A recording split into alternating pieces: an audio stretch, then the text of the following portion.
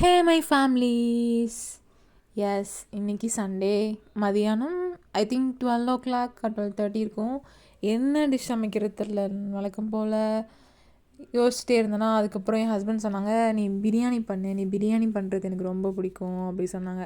சரி ஓகே அப்படின்ட்டு நான் 12 o'clock வெளில போகலான் இருந்தோம். இந்த வீக் வெஜிடபிள்ஸ் எல்லாமே முடிஞ்சிருச்சு. ஸோ நெக்ஸ்ட் வீக் தேவைப்படுற வெஜிடபிள்ஸ்லாம் வாங்கலாம் அப்படின்னு சொல்லிட்டு பிளானில் இருந்தோம். ஓகே அப்படின்னு எக்ஸைட்மெண்ட்டோடு இருந்தேன். பிகாஸ் 1 வீக் ஃபுல்லாக வீட்டிலே இருந்துட்டோமா. நான் போகிறது மட்டும் சண்டே மட்டும்தான். அதுவும் எதுவுமே வாங்க மாட்டோம். வெஜிடபிள்ஸ் என்னென்ன தேவைப்படுதோ வீட்டுக்கு அது மட்டும் வாங்கிட்டு வந்துடுவோம். இன்றைக்கி நம்ம வெஜிடபிள் பிரியாணி எப்படி பண்ணுறதுன்னு பார்க்கலாம் வாங்க. ஃபஸ்ட்டு குக்கர் எடுத்துக்கோங்க. அதில் ஆயில் ஊற்றிட்டு அதுக்கப்புறம் பட்டை கிராம்பு எல்லாமே போட்டுட்டு ஒரு 2 minutes கரெக்டாக 2 minutes வச்சுக்கோங்க. அதுக்கப்புறம் ஆனியன் நான் வந்து 2 பேருன்றதுனால ஒரு ஆனியன் தான் போட்டிருக்கேன். அது ஒரு ஆனியனை ஸ்லைஸாக ரொம்ப ஸ்லைஸாக இல்லாமல் மைன்யூட்டாக கட் பண்ணிக்கோங்க. ஒரு ஆனியன் கட் பண்ணி போட்டுக்கோங்க. நெக்ஸ்ட்டு வந்து என்ன பண்ணுறதுன்னா வழக்கம் போல் இஞ்சி பூண்டு நான் வந்து பேஸ்ட்டாக போட மாட்டேன், கட் பண்ணியே போட்டுருவேன். எனக்கு இது கட் பண்ணால் தான் ஏதோ ஃப்ளேவர் உள்ள ஃபுல்லாக மிக்ஸ் ஆகுற மாதிரி ஒரு ஃபீலாக இருக்குமா அப்படின்னு இஞ்சி பூண்டு எப்போதும் நான் கட் பண்ணி தான் யூஸ் பண்ணுவேன். இந்த ஃப்ரிட்ஜில் ஸ்டோர் பண்ணுறது அதெல்லாம் வைக்கவே மாட்டேன். பிகாஸ் அது எனக்கு சுத்தமாக பிடிக்காது. அதை கட் பண்ணி ஆட் பண்ணிக்கோங்க. அந்த ஸ்மெல் அப்படியே வரும்போது கரெக்டாக சால்ட்டு போட்டுக்கோங்க. எவ்வளோ சால்ட் போகணும் அப்படிலாம் கேட்காதீங்க. பிகாஸ் நானுமே அதில் ரொம்ப வீக்கு.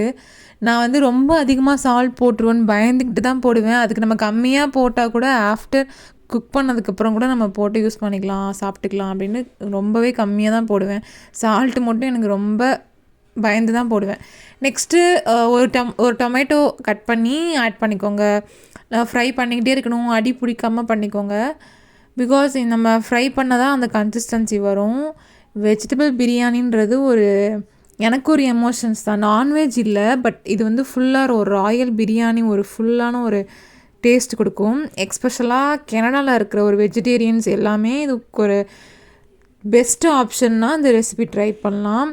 பிரியாணினா என்ன அப்படின்னா celebration of food, family time food, Sunday special food அந்த மாதிரி கூட நான் திங்க் பண்ணுவேன். பிகாஸ் எனக்கு பிரியாணி ரொம்ப பிடிக்கும். அது ஏன்னா ஈஸியாக பண்ணலாம். அதுக்கப்புறம் பீன்ஸ் எல்லாம் இந்த மாதிரி ரொம்ப மைன்யூட்டாக இல்லாமல் ஒரு மீடியம் ஸ்லைஸில் கட் பண்ணி வச்சுக்கோங்க. நெக்ஸ்ட் கேரட் போட்டுக்கோங்க. எல்லாம் மிக்ஸ் பண்ணிவிடுங்க. மிக்ஸ் பண்ணி லைட்டாக எங்கள் மம்மி கொடுத்தாங்கன்னு சொன்னால சில்லி பவுட்ரு, அது வந்து எனக்கு ரொம்ப பிடிக்கும். அதெல்லாம் எல்லாத்துலேயுமே தொட்டு சாப்பிடுவேன். அதை நான் வந்து ஒரு 2 ஸ்பூன் ஆட் பண்ணிக்கோங்க. நான் எந்த மசாலாவுமே நான் ஆட் பண்ண மாட்டேன். ஒன்லி சில்லி பவுட்ரு மட்டும்தான். அந்த வெஜிடபிள் பிரியாணி அப்படின்னு சொன்னாலே பல பேர் அது வந்து புலாவ் தானே பண்ணுற, இதுக்கு எதுக்கு ஓவராக டெம்ப்ட் ஆகிற அப்படிலாம் சொல்லுவாங்க. பட் அது வந்து ஒரு கரெக்ட் மசாலா கரெக்ட் மெத்தடில் யூஸ் பண்ணால் வெஜிடபிள் பிரியாணி செம்ம டேஸ்ட்டில் வரும். பிரியாணிக்கு ஒரு ஃபுல்ஃபில் கொடுக்கறதே இந்த புதினாவும் கொரியாண்டரும் மட்டும்தான். அது நான் கொஞ்சம் ஆட் பண்ணிக்கிட்டேன். புதினா கொஞ்சம், கொரியாண்டர் கொஞ்சம் எடுத்து ஆட் பண்ணிக்கிட்டேன். அதை ஆட் பண்ணதுக்கப்புறம் அந்த ஸ்மெல்லுலே சூப்பராக இருந்துச்சு. அந்த ஸ்மெல்லே என் ஹஸ்பண்ட் உள்ளே இருந்தாங்க. இப்போ கேட்டாங்க, எப்போ பிரியாணி ரெடி ஆகிடுச்சா, சீக்கிரம் ரொம்ப டெம்டிங்காக இருக்குது அப்படி சொன்னாங்க. அப்போவே எனக்கு ஒரு செம ஃபீல். ஓகே நம்ம குக் பண்ணுறத பார்த்து ஸ்மெல் சூப்பராக இருக்குது அப்படிலாம் ஒரு கமெண்ட்ஸ் வந்தால் எவ்வளோ ஹாப்பி தெரியுமா எல்லாருக்கும். அது விமன்ஸ்க்கே தெரியும். அதுக்கப்புறம் உள்ளே மேரினேட் ஆனதுக்கப்புறம் ஒரு டம்ளர் ஒரு கிளாஸ் வந்து தண்ணி ஆட் பண்ணிக்கோங்க, வாட்ரு. நெக்ஸ்ட்டு கர்ட் வந்து ஒரு ஸ்பூன் ஆட் பண்ணிக்கோங்க. பிகாஸ் கர்ட் மிக்ஸ் ஆகும்போது இன்னும் டேஸ்ட் வந்து ஹை பண்ணி கொடுக்கும். மோஸ்ட்லி வெஜிடபிள் பிரியாணி அப்படி சொன்னாலே பாஸ்மதி ரைஸில் தான் பண்ணுவாங்கன்ற ஒரு தாட்டு. ஆனால் எனக்கு அதை வந்து நார்மல் அரிசியிலே பண்ணலாம் அப்படின்ட்டு ஒரு கப் அரிசி எடுத்துக்கிட்டேன். அந்த ஒரு கப் அரிசி 1/2 an hour நான் வந்து ஊற வச்சு அதை வந்து இதில் ஆட் பண்ணிக்கிட்டேன். ஆல்ரெடி ஒரு டம்ளர் வாட்ரு ஊற்றிட்டோம். நெக்ஸ்ட்டு வந்து இதை ஆட் பண்ணதுக்கப்புறம் அது மிக்ஸ் ஆகி இன்னும் 2 டம்ளர் வாட்டர் ஊற்றணும். நான் ஒன் டம்ளர் ஊற்றிட்டேன். நெக்ஸ்ட்டு இன்னும் டம்ளர் ஊற்றிட்டிங்கன்னா கரெக்டாக இருக்கும். அந்த பிரியாணி பதம் வந்து கரெக்டாக வந்துடும். நீங்கள் ஃபஸ்ட்டு டைம் ஒரு டம்ளரில் ஊற்றிருப்பீங்க இல்லையா, அது வந்து கொதிச்சதுக்கப்புறம் ரைஸ் போடணும்.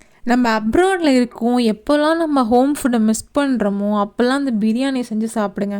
ஒரு கம்ஃபர்ட்டான ஃபீல் கொடுக்கும். பட் டேஸ்ட்டுக்கு நான்வெஜ்லாம் ஒரு மேட்ரே இல்லை. ஒரு குட் மெத்தட் தெரிஞ்சாலே போதும். ஃபைனலாக 2 விசிலுக்கு அப்புறம் பிரியாணி ரெடி ஆயிடுச்சு. உங்களுக்கு இந்த வெஜ் பிரியாணி பிடிச்சிருந்தா லைக் பண்ணுங்கள், ஷேர் பண்ணுங்கள், சப்ஸ்கிரைப் பண்ணுங்கள். முக்கியமாக சப்ஸ்கிரைப் பண்ண மறந்துடாதீங்க. பிரியாணிலாம் சாப்பிட்டதுக்கப்புறமா ரிலாக்ஸாக ஒரு மூவி பார்த்துட்டு இருந்தோம். அது ஃபுல் மூவி கிடையாது, நேற்று பார்த்துட்டு இருந்தோம் இல்லையா, அதோட ஹாஃப் பார்த்து முடிச்சுட்டு சீக்கிரம் வெளியில் போகணும், மார்க்கெட் போகணுன்னு சொல்லிட்டு என்ன பண்ணோம், அதுக்கப்புறம் ஆப்பிள் ஜூஸ் சாப்பிட்டோம். இது நாங்கள் ஃப்ளைட்டில் வரும்போது ஒரு ஆப்பிள் ஜூஸ் குடித்தாங்க. அது இன்னும் எனக்கு டெம்ப்டிங்காகவே இருக்குது இப்போ வரைக்குமே. ஸோ நான் ஆசைப்பட்டு என் ஹஸ்பண்ட்டை கேட்டேன். சரி ஓகேன்னு ஒரு ஆப்பிள் ஜூஸ் வாங்கிட்டு வந்தாங்க. சாப்பிட்டு வெளில போயிட்டோம். நெக்ஸ்ட் வீடியோவில் பார்க்கலாம்.